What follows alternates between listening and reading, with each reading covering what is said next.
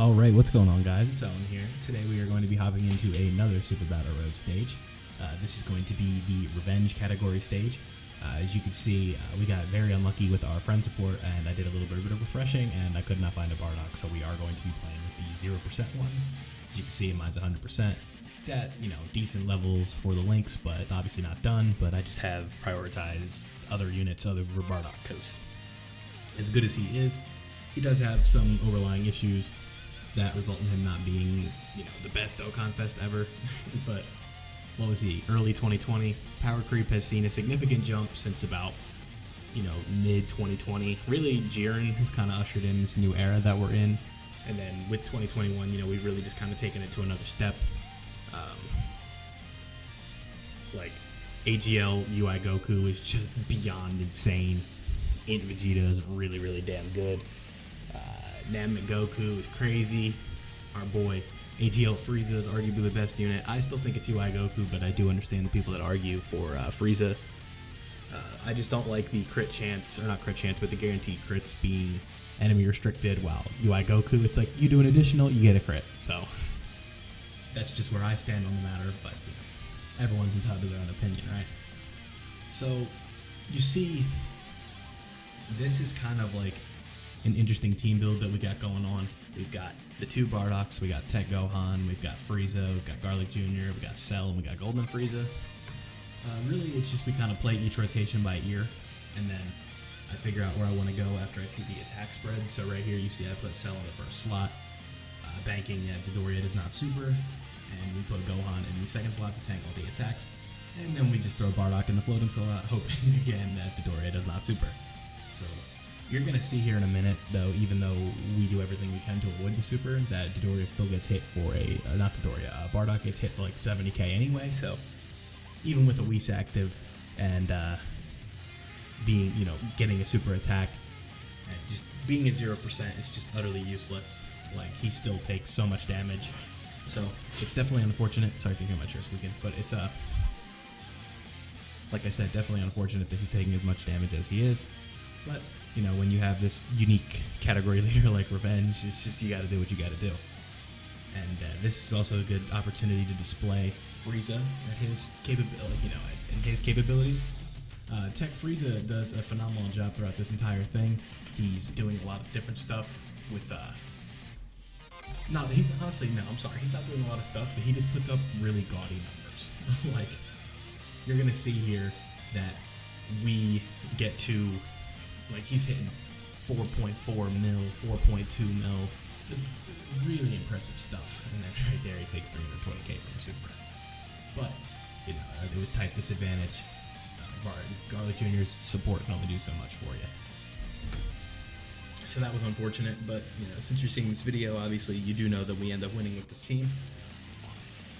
Some advice I guess I can give you while we're here. Rotations I like to run. Anytime you can use the Golden Friezas, you should probably use them, just because their absurd damage reduction is so reliable in the first slot in events like this. In Perfect Cell, if you have him here, he's a godsend. He's got that. He's got a Senzu Bean, right? Like, it's super, super valuable when you have just free healing without having to use an item, and that happens to be the case right here, where we do have to do absolutely nothing, and we still do get the full heal, just from someone else taking damage, right? So as we speak, I am pulling up the Revenge category, so I can give you a couple different recommendations if this would load. Let's see, where are we at? Here we go. Here we go. Okay, so rotations that will definitely work in here. Leader, you gotta run Bardock. Tech Broly and STR Broly, I would bring them. Garlic Jr., if you have him, run him. Tech Gohan, obviously. Dragon Ball Super Trunks, you can run. A good rotation to do is Tech Gohan and then AGL Bardock. And then another good rotation to do is the Golden Friezas and Cell, or you could run like First Form Cell and, First Form Frieza and Cell, because you have big bad bosses that way. So, that does a lot of stuff for you going forward. Let's see, who else is in here? Not too many other options. Int Mai is really good because she stuns. AGL Mai can get the job done. Trunks and Mai have that. AGL Trunks and Mai have that stunning ability. STR Trunks and Mai have some stunning abilities. So, like, you can get away with running a lot of different Trunks and Mai setups, or you could do like a villain-based one, like you're kind of seeing here with Tech Gohan running around. Just try and prioritize big bad bosses units like Garlic, Frieza, Cell, Golden Friezas for damage reduction. And unfortunately, just having to use 2 Bardoks for the leader. You could do a setup where you run Extreme Tech Frieza as an Extreme class leader, but you're only getting that 130%. And you can see that extra 40% we are getting from Bardok's leader skill is pretty valuable in terms of the numbers of defense that we're putting up. So it just makes all that 170 makes all the difference, right? So you see, we're cruising so far. These phases are a little bit tricky, so here's what you gotta remember, right? The first phase is int and physical. So your int units here, none of your int units are doing the 90% damage reduction. They're not guarding. They just have gaudy defensive numbers. So they're going to be fine against normal attacks, but those supers are going to fuck them up, right? So you got to be careful. You got to try and, like, you know, it's like any other Super Battle Road stage where you do have to get a little bit lucky with where the super attacks play and all that fun stuff. But when you have the Golden Friezas with their damage reduction, you have Frieza with like 250k defense, you have Cell with his defense. You just want to try and target the physical enemy, get him out of the way, and then obviously with your int allies, you want to go for the int one. So the next phase you see is Tech and STR, and this is kind of where things get a little bit easier because Tech Gohan lights up the AGL enemy, Tech Frieza lights up the AGL enemy, Bardock lights up the STR enemy, and AGL Golden Frieza can chip away at the STR enemy, but ultimately he's not going to be like your game, like a game breaker, right? Like, he's just there for his damage reduction. And then the last phase against Chilled is Tech. So Bardock, obviously you're going to want to transform him so you can get some form of damage. You see here, I'm just using skip active skills just because, like, for the sake of doing like runs and all that, it's just quicker. It's not like for a specific unit, so I'm not going to stop and give you the active skill and all that fun stuff.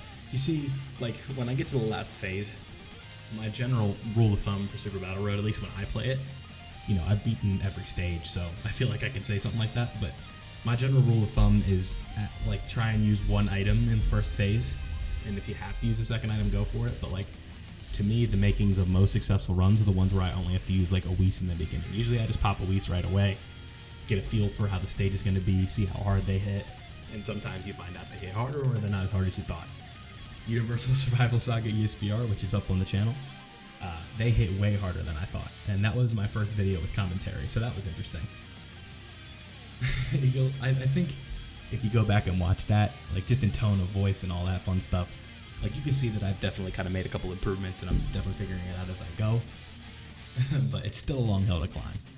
I don't think I've quite come out of my shell yet in terms, I'm kind of monotone still, but I don't want to be screaming into this microphone or nothing like that.